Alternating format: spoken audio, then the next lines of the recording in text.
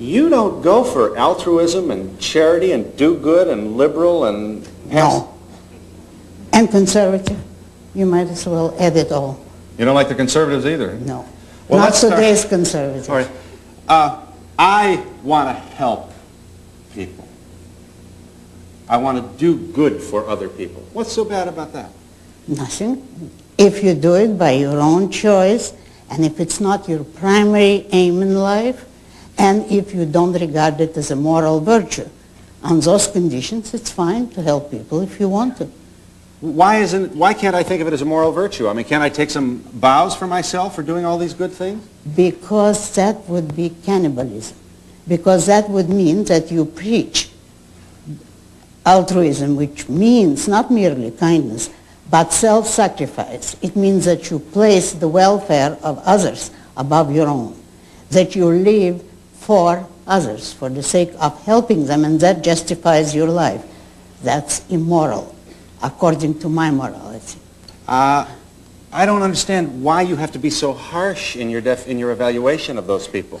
Why call it immoral? Why don't you just say, why don't you say it's a waste of time? Why pass judgment on me? Because look at the state of the world today. Yeah.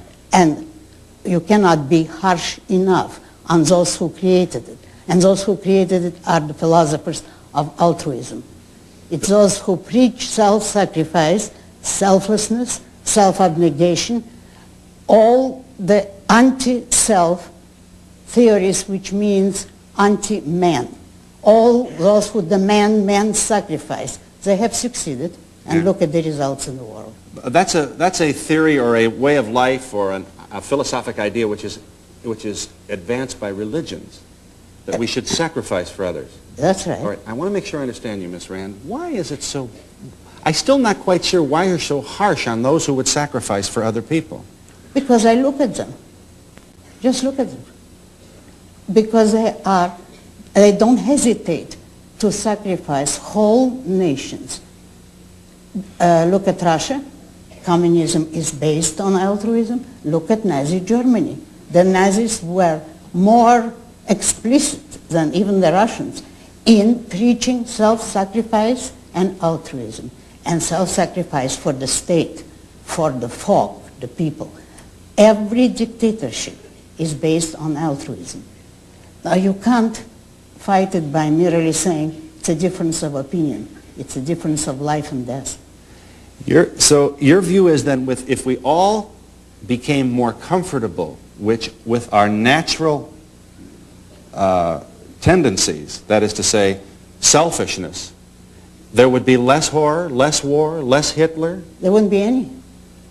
So the more selfish we are, the more kind, the more tranquil and peaceful the world in which we live? And more benevolent toward other people, if we're rationally selfish. By that I mean a selfishness which can justify one's every action rationally, not the kind of whim worship, as I call it, which consists of just indulging your own desires and urges of the moment, and there is no innate natural idea, you know. There isn't, huh? No. Well, I have a lot of innate tendencies.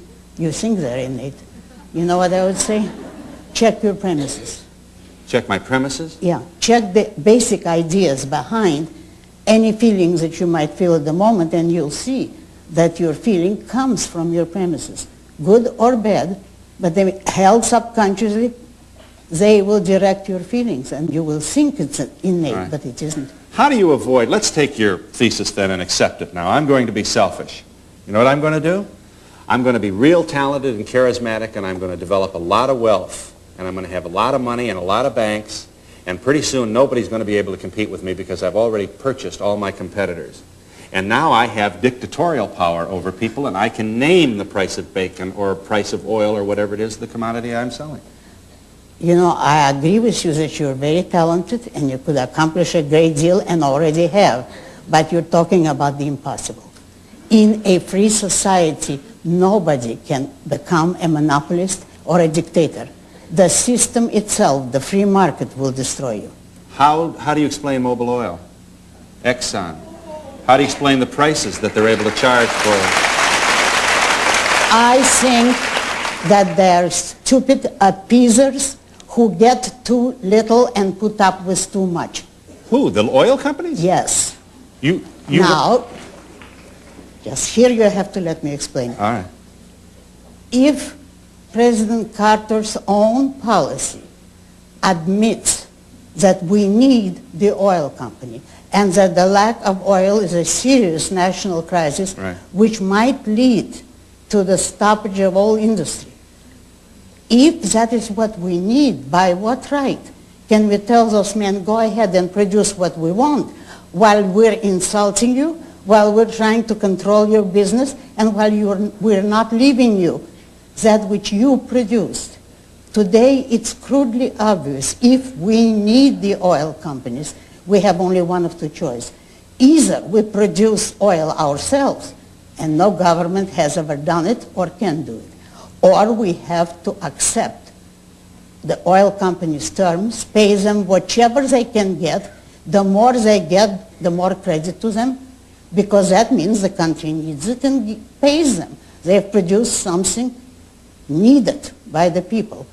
And we must say thank you instead of putting or proposing to put a tax on them in order to give the money to the government who does nothing. The government doesn't contribute anything except impediments. All right. But if we allow the oil companies to have the power which you say has come to them because we need the oil, it's a question of supply and demand. Yes. So if we approach this laissez-faire, as I think you would like us to, free of government intervention, Right. free of all the force and the regulation and the controls which you abhor. Right. All right. Now we've got Mr. Gigantic Oil Baron saying $2.50 a barrel, a gallon. Now here's what happens. The guy, the blue-collar guy who's trying to make a living and feed his kids, can't buy gas for his truck, can't possibly survive in the free marketplace, and suddenly he's on welfare, and he's got to go for a handout, another feature of government that you abhor. You can't have it both ways. But all this is economic fallacies. To begin with, nobody in a free society, now we're talking about a free market, Yeah. in which the government doesn't interfere, nobody can become a monopolist. All monopolies are created by a special privilege for government. It's only by an act of government that you can keep competitors out of your field. Therefore, you couldn't become that kind of monopoly. The power you hold as an industrialist is not the power to use force. It's the power of producing something of value. That people want. And it's the people who literally control you, because every purchase is a vote in the favor of some businessmen and in a way against others. It's the public who decides what they want to buy and what they pass up. If, using your examples, you became this powerful tycoon economically, but you cannot force anybody to deal with you, and you cannot force competitors out of your field, then every smaller man would be in that field because you would have established a price way above the market. You might last a month, if that. So in other words, if I tried to be Mr. Big and charge outrageously high prices for would go gasoline, broke. I would go broke in your view, because in your leave them alone and let competition handle it approach to civilization, somebody with a better mousetrap, pardon my mixed metaphor. No, that's a very good one. All right, would come along and undercut me, That's right. sell at a cheaper price. But it isn't just my view. You know what I'll do? I'll buy him up the minute I see this bird. I'll buy him. I'll own him on Tuesday. And where will you get your money when you're not I'm already allowed? holding them up for $2.50 a gallon. But they're not paying you. You say they're all going out Well, of they've got to business. get to work. We're married to a petroleum civilization. There's All no way right, to... this has been done, you know. It isn't incidentally just my view. That is history. There are people who have tried to corner the market repeatedly, and the result was that they went broke.